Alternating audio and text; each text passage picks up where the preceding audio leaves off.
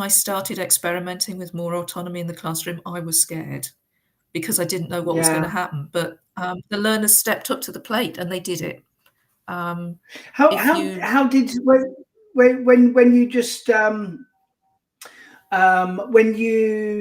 when you first started experimenting with learner autonomy, how did you do it? Like what did you do? What did I do? Little things to start with, more to do with classroom management. And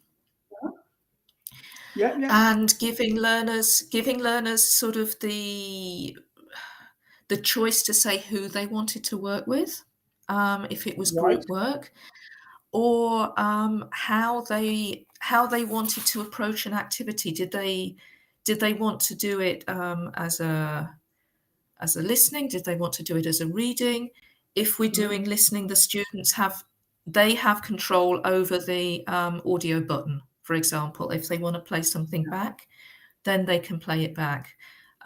Little things like that. And then the learners sort of get the taste for it, for autonomy. I like that. And then you can start to move into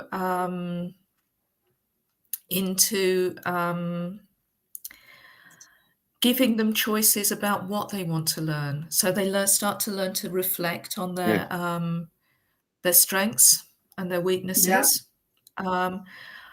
If it's important to know something now, if it's an important gap in their knowledge, or if that can save till later and this is more important. So they start to learn to prioritize. You start to learn to prioritize your learning as well. Got it. Yeah. So students are learning or getting practice with little bite-sized practice sessions of, like, like you say, with the rewind button. If you're doing a listening activity, rather than a teacher having their finger on the button, you get one of your students and if they want to listen to it again, they can select to go back. That's really a good little tip, actually. And then giving them different options as well. So you can learn about this or this. It's up to you. So I love it. It's good differentiation in the classroom as well.